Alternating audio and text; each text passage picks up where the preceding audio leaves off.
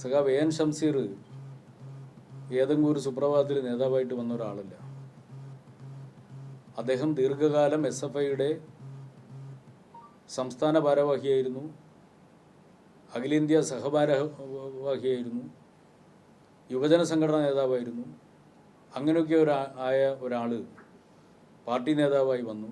ആ പാർട്ടി നേതാവാണ് പിന്നീട് നിയമസഭ സ്പീക്കർ പദവിയിൽ വരെ എത്തിയത്. അപ്പോൾ അദ്ദേഹത്തെ സംബന്ധിച്ച് അങ്ങേയറ്റം നീചമായ വിധത്തിലുള്ള പ്രതികരണമാണ് ശ്രീ വെള്ളാപ്പള്ളി നടേശൻ്റെ ഭാഗത്തുനിന്നുണ്ടായത്.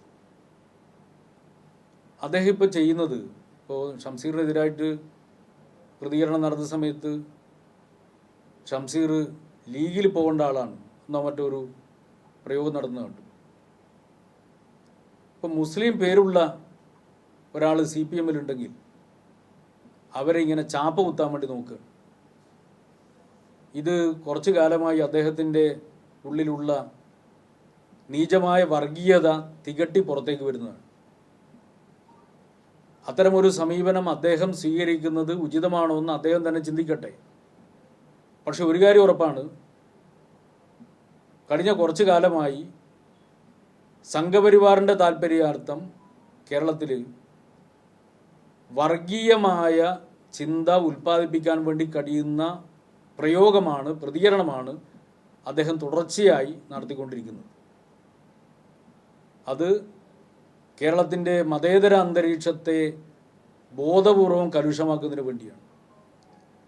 അത് സംഘപരിവാറിൻ്റെ രാഷ്ട്രീയം കൈകാര്യം ചെയ്യാൻ വേണ്ടി ആണ് എന്ന കാര്യത്തിൽ യാതൊരു സംശയമില്ല. അതുകൊണ്ട് അത്തരം നീക്കങ്ങൾ ശ്രീനാരായണ പ്രസ്ഥാനത്തിൻ്റെ നേതാവ് എന്നുള്ള നിലയിൽ അദ്ദേഹം ഉപേക്ഷിക്കുന്നതാണ് ഉചിതം. കാരണം ശ്രീനാരായണ ഗുരു നമ്മുടെ നാടിനെ പഠിപ്പിച്ചത് ഒരു ജാതി, ഒരു മതം, ഒരു ദൈവം, മനുഷ്യന് എന്നാണ്.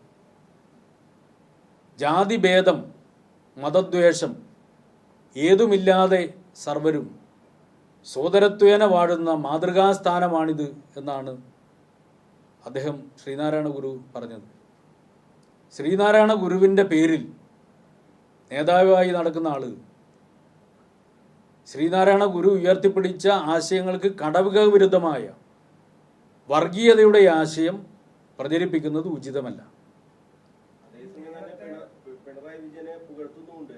ഏത് സമയത്ത് ഇങ്ങനെ പറയുമ്പോഴും പിണറായി വിജയനെ പുകഴ്ത്തുകയാണ്. അതിൽ എന്തെങ്കിലും ഒളിഞ്ഞിരിപ്പുണ്ടോ? അല്ല, അതിൽ അദ്ദേഹം എടുക്കുന്ന നിലപാടിനെ കുറിച്ചാണല്ലോ ഞാൻ പറയുന്നത്. അദ്ദേഹം എടുക്കുന്ന മതനിരപേക്ഷതയെ തകർക്കാൻ വേണ്ടി അദ്ദേഹം എടുക്കുന്ന നിലപാടിനെ കുറിച്ചാണ് ഞാൻ പറഞ്ഞത്. അദ്ദേഹത്തിന് പല കാര്യങ്ങളെ സംബന്ധിച്ചും വ്യത്യസ്ത അഭിപ്രായങ്ങളുണ്ടാവാം. പക്ഷെ മതനിരപേക്ഷതയെ ദുർബലപ്പെടുന്ന ഒരു സമീപനമല്ല ശ്രീനാരായണ പ്രസ്ഥാനത്തിൻ്റെ ഭാഗമായി നിൽക്കുന്ന അതിൻ്റെ നേതാവായിട്ടുള്ള ഒരാൾ അത്തരമൊരു സമീപനമല്ല സ്വീകരിക്കേണ്ടത്.